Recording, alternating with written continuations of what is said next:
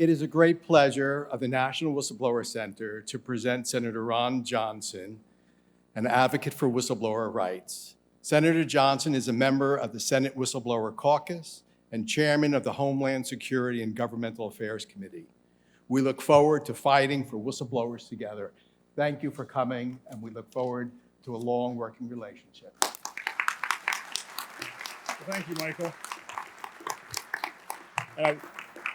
Coming from the private sector, I hate butting in. I do apologize for that, but the reason I'm in between votes right now, so I just quick vote and I'm going to have to get back there, so don't call the vote on me. But first of all, thank you for being interested in the subject. I come from the private sector. I always frequently say I'm not a real U.S. senator. I just stayed at Holiday Inn Express last night. I'm really not of this world. And you know, one of the things I see Michael Horowitz, a real hero in my book, getting up or leaving? Oh, okay. Oh, he's good. You're going to hear from him. We expect great things out of Michael Horowitz. We've already got great things, but he is a real hero in this process. But coming from the private sector, I wasn't all that shocked about the dysfunction in Washington, D.C., just not. Oftentimes, I'll try it here. I got a big audience. Raise your hand if you think the federal government is efficient and effective. Okay, we got one. How many think it's pretty broken, dysfunctional? I've asked that question literally to tens of thousands of people. I've now, over the time, maybe had a couple hundred raise their hand like that brave individual. Most people just laugh. And then they all raise their hand when they realize it's pretty broken, dysfunctional. It is amazing to me with that kind of reaction that we still have so many elected officials and voters trying to grow this place. Doesn't make any sense to me whatsoever. But coming from the private sector, one enormous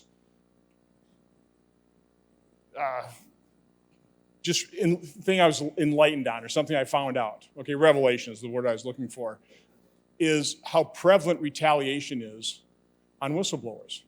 In the private sector, you know, I ran a manufacturing operation for 30 years. You're solving all kinds of problems.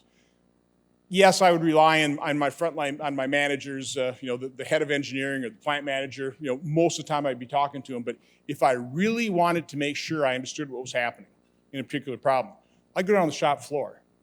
I would talk to the people running the equipment. And what's pulling off here? Because every layer of management that goes above that, you know, somebody's got an agenda.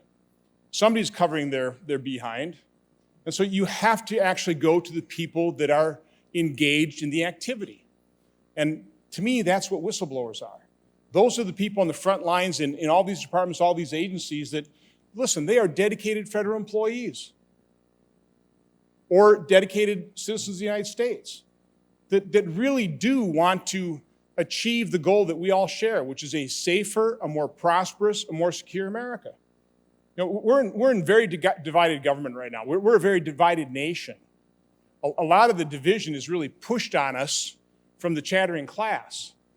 But one of the points I continue to try and make is if we concentrate on areas of agreement, if we concentrate on the shared goal, that I really do believe the vast majority of Americans share, a more prosperous, a more secure, a safer nation, we're in a far better place of finding common ground and actually solving some of these problems.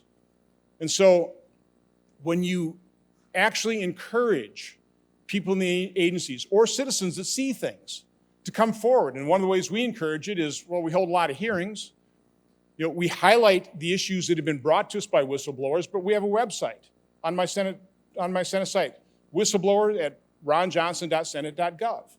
And we get whistleblowers. And whistleblowers save lives. You have to understand that. And if you're a whistleblower, you have to understand, no, don't be quiet. You really don't necessarily fully understand the impact you might have in bringing the abuse or the fraud or the danger or the mismanagement to somebody's attention that might be able to do something about it. You know, one of my first experiences with a whistleblower was literally involved in the whole VA system. You know, the first whistleblowers came forward, and by the way, they were retaliated against.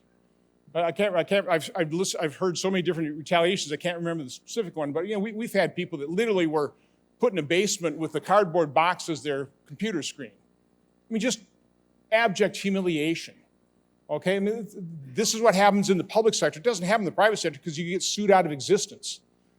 But it had to do with the VA and the wait lists. And that was some real courage coming forward by those whistleblowers.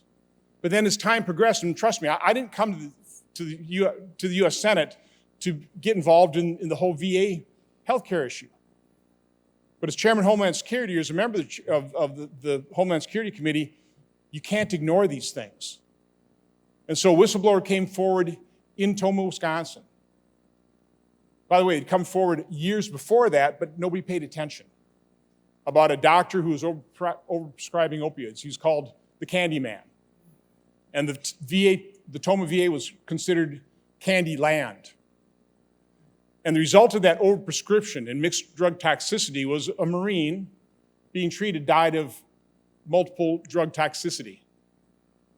And other people also were harmed by just lack of attention at the Tomah VA. But because that whistleblower came forward, people actually got fired. People were held accountable, but most important, policymakers, the head of the VA, veterans themselves realized there was a problem there that had to be corrected, and we've taken some real remedial action, and it's improved. And as a result, I truly believe because of those whistleblowers that brought the whole problem, the whole issue within the VA system, and particularly in Tomah, lives have been saved. And that's a good thing. Because the fact of the matter is, I truly believe, coming from the private sector, not a real fan of government, understanding the dysfunction, not thinking government's very efficient, very effective, I do have a great deal of respect for the men and women who are serving in government. These are individuals who probably can make more money in the private sector, but for whatever reason, they choose to serve our nation, serve their fellow citizens working in government. And the least these individuals who are doing a good job and are dedicated to performing their duties and making this nation more prosperous, safer, and more secure, the least they can expect is that people hear them out and that they won't be retaliated against if and when they bring an issue to the front and publicize it. So again, I appreciate your interest. I know this is a very varied background of individuals here today, but it's so important that we afford those protections, that we encourage that type of information to come forward. And that's why being a whistleblower, you're a hero in my book. And I just want to say thank you and God bless all those that do come forward and encourage more to come forward. So God bless all of you. Take care.